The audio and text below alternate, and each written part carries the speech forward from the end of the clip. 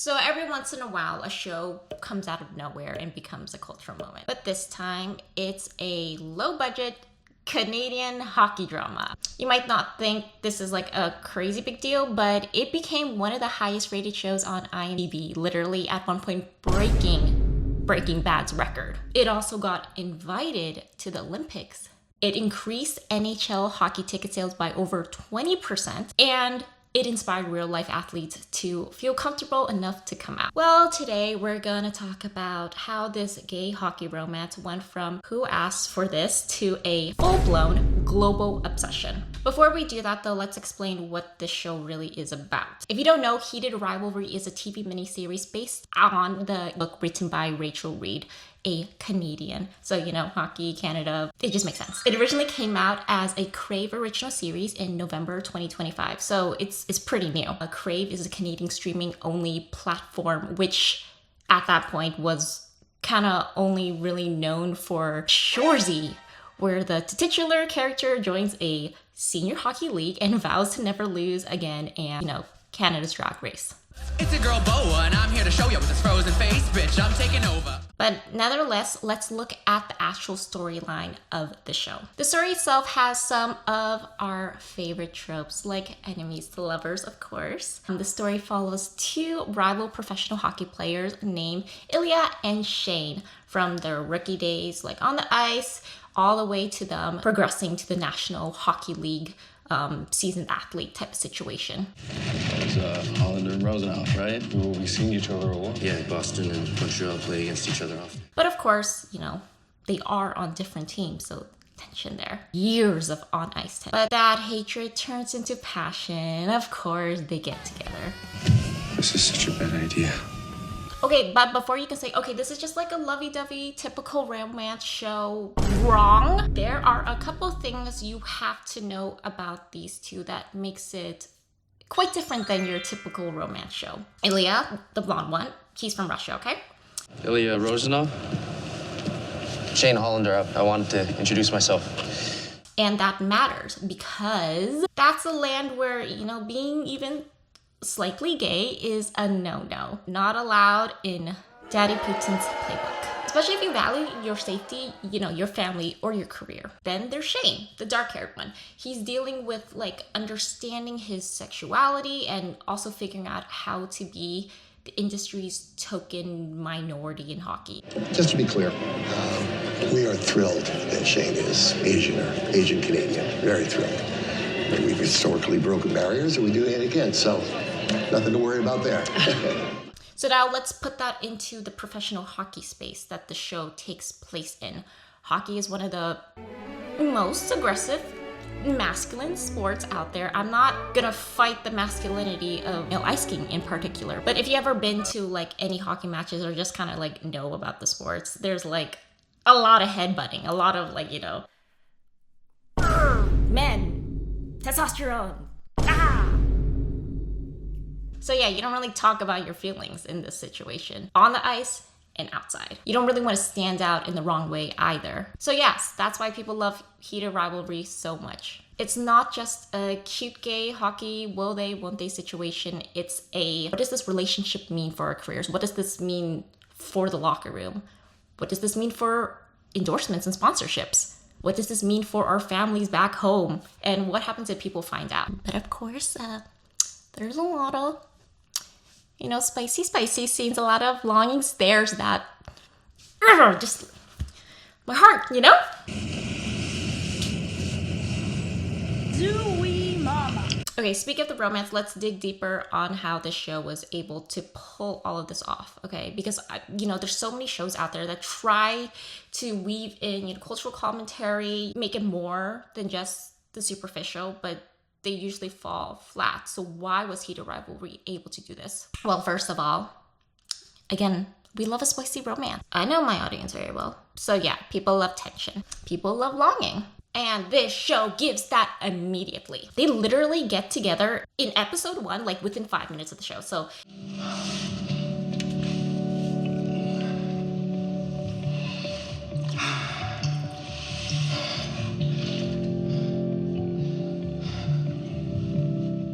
There's no unnecessary nonsense to drag it out, but at the same time, it isn't one of those like brain rot situations where it goes so quickly. It's that perfect balance of they get together, how they get together, why did they get together. It's that tension, it's that longing of being on the ice for so long.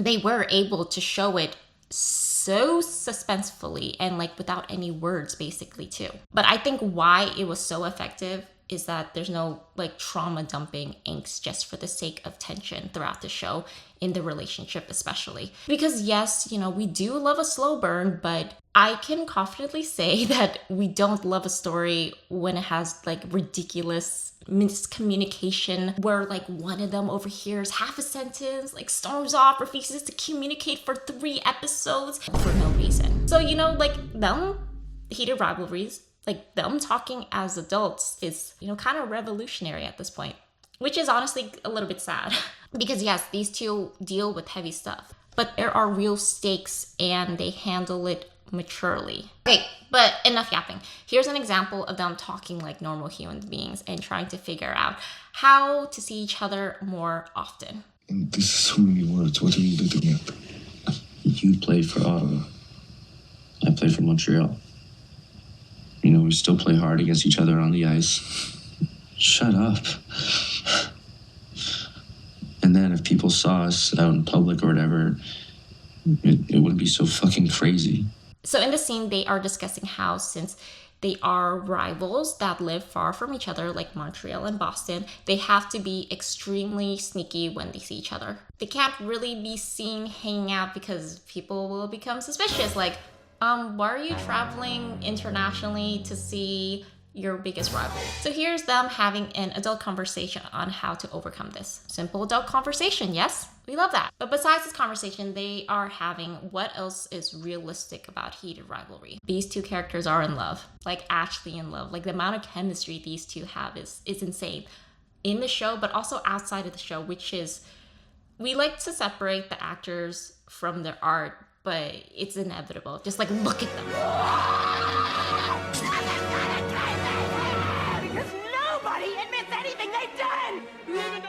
So you can see in episode 1, like they look at each other, you know, they linger at each other just a second too long. Tension isn't just sexual, it's emotional. There's care between them almost immediately too. And why I think the audiences really connect with this is that at a time when we're literally seeing the rise of alpha male podcasts, hypermasculinity, looks maxing, and like red pill nonsense, this show does the opposite. Also, if you don't know what that means, I have a video talking about what those things are, but besides the point, this show lets men be soft, and it's okay to be that. It's okay to be vulnerable with each other. And especially in a hockey setting, which is not exactly known for emotional openness, that's really big, crazy. So in summary, why I think this realism really is connecting with audiences is that you have to look at the demographics this show is targeted for. And that's mostly Gen Zs and younger millennials. So we're talking about like women in their 20s to early 30s, okay? And if you look at what this group has lived through, it makes sense because, they grew up first being told that the world was full of opportunity. You just have to go to college, follow your dreams, everything will work out, okay? But, 2008 happened. Financial crisis. Maybe their parents got laid off. Maybe they were promised their first job. Maybe the first internship in college, but sorry, the company literally folded. Okay, well, that's okay. Maybe something else will be back up. You know, the economy ebbs and flows. COVID. If you're in the younger cusp of this, you couldn't graduate high school or college because you were literally in a pandemic. Okay, fine. The world is opening back up now. Good luck finding a stable job in this oversaturated market. Also, if you want to like move out of your parents' home, home ownership, nearly impossible. Besides all of that, if you just want to exist, nope, that's not allowed anymore. So yeah, this demographic has kind of been through it. Makes sense why they want a realistic show that deals with real situations, that cuts out all the nonsense, but also is super real and romantic and lets people be people. Okay, now let's talk about the sexuality subplot, because this is the big one. Only gay players? Yeah, no. I mean, yeah, there are probably gay players or whatever, but none that have said it publicly.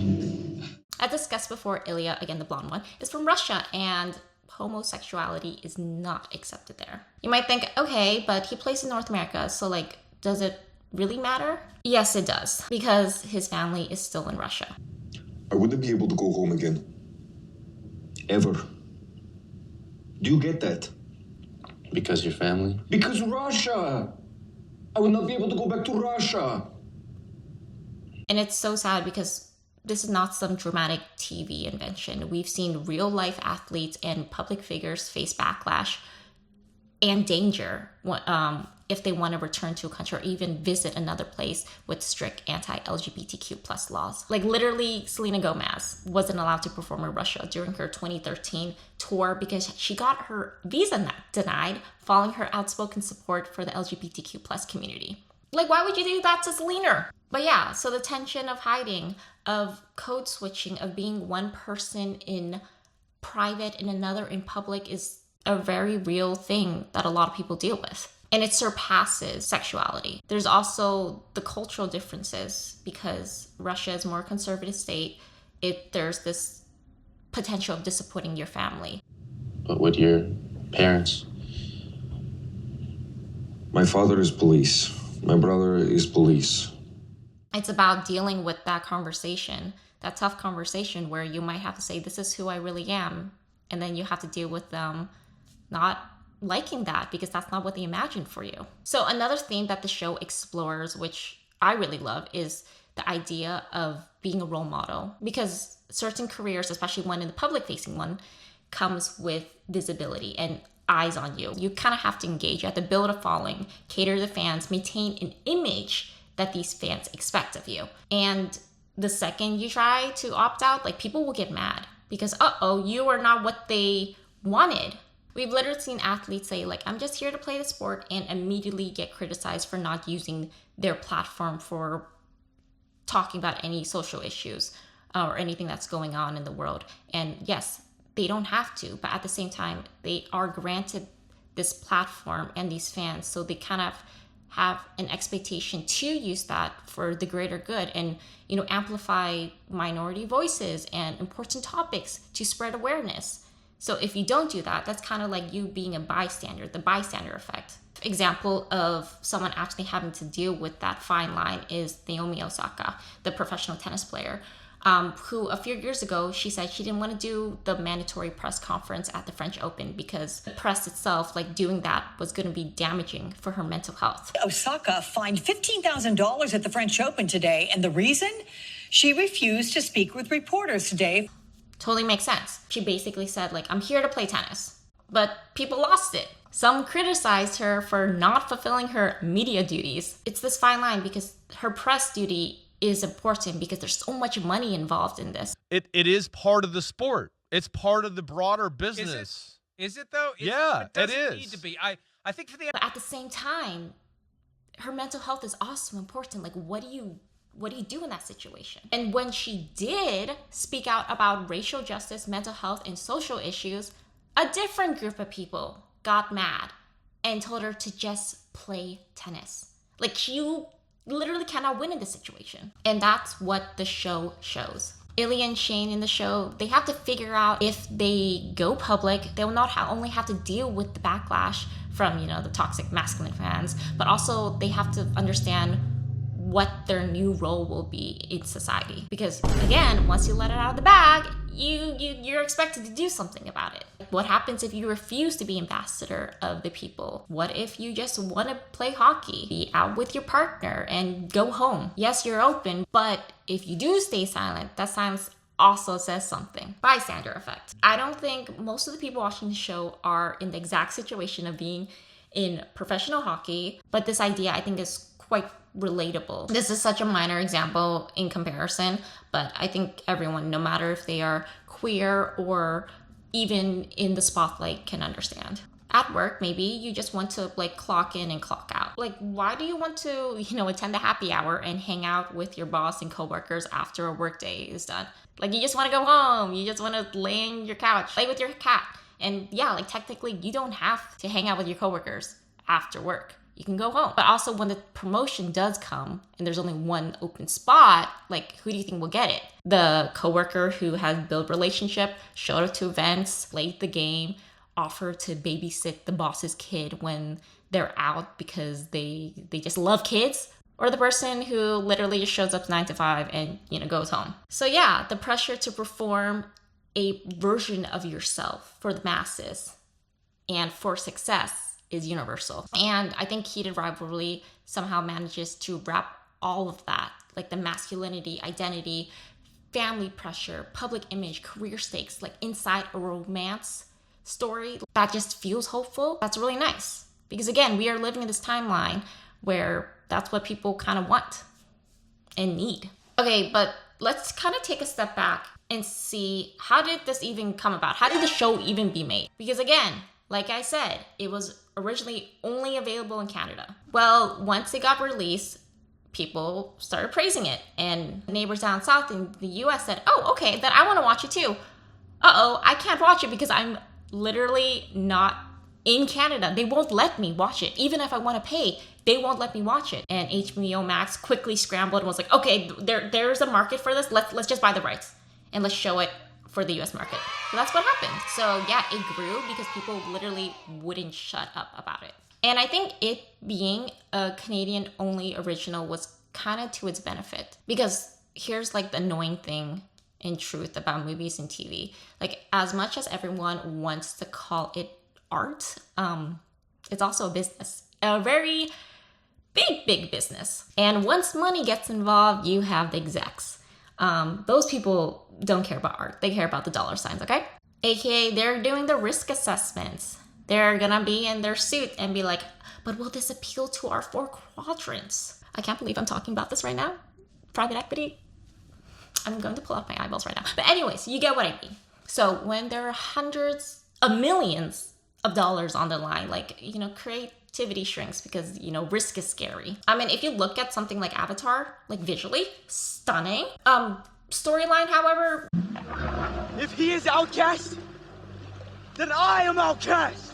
Be honest, how many times have you seen man falls in love with woman and realizes he is fighting for the wrong side? Can't think of any. Okay, let me give you an example. Pocahontas? The Last Samurai? Literally How to Train Your Dragon? Yeah, remember Hiccup used to be scared of dragons. He was literally bred to be scared of dragons. Like, I know Toothless isn't a woman, but same point.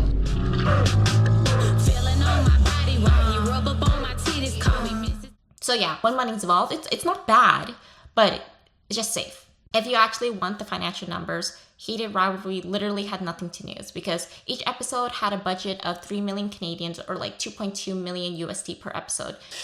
So we were just under 3 million Canadian an episode. Amazing. That's pretty low. You might think, okay, that's a lot of money. I don't have $1 million to spend on anything. But each episode is 50 to like an hour long. And with it being 6 episodes, that's 6 hours of footage.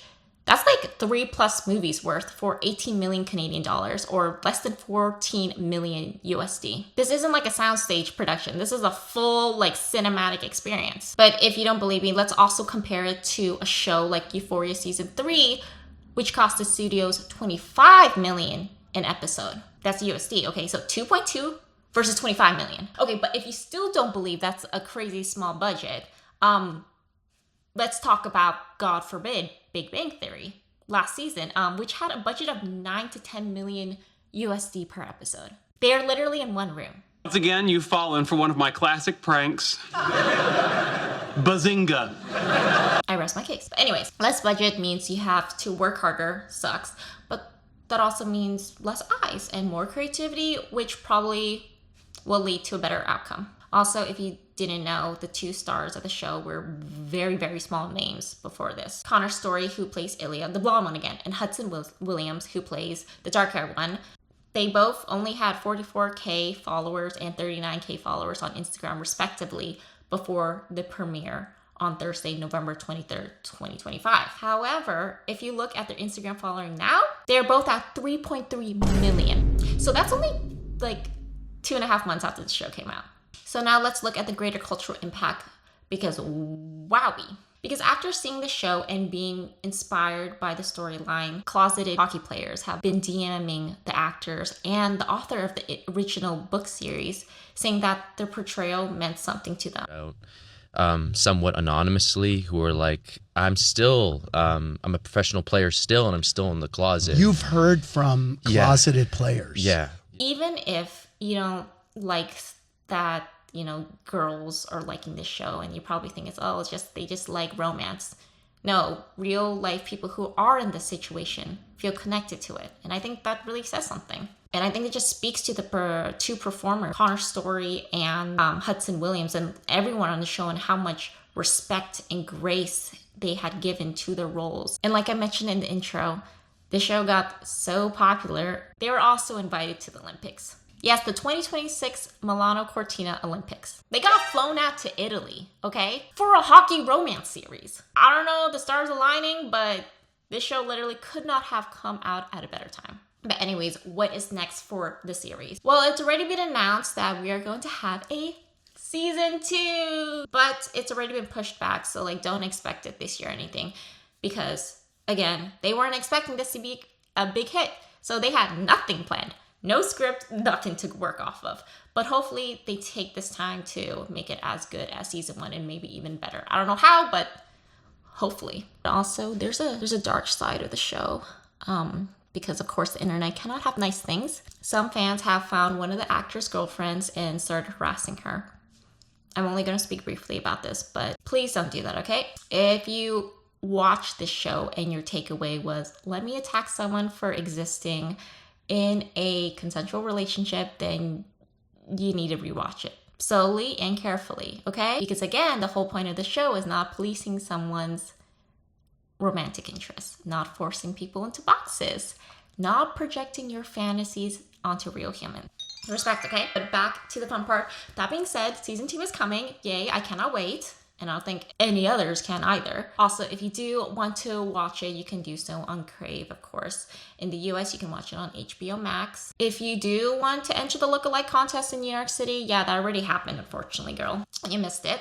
Tragic. But other cultural things, there's a famous edit that spread like wildfire online that was so spicy, apparently got taken down or something. But if you do want more experience, more things related to the show, and you want to see this very special edit, I'm not going to show it to you because I might get demonetized. But if you type in heated rivalry edit Reddit on Google, you might get something.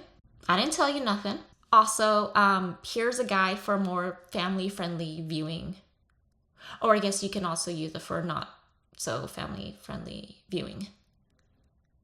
Anywhoosies, that's my deep dive on why heated rivalry broke the internet. Season 2 is coming. I will be seated. Thanks for watching, and I'll see you in the next one. Bye! Daydreaming behind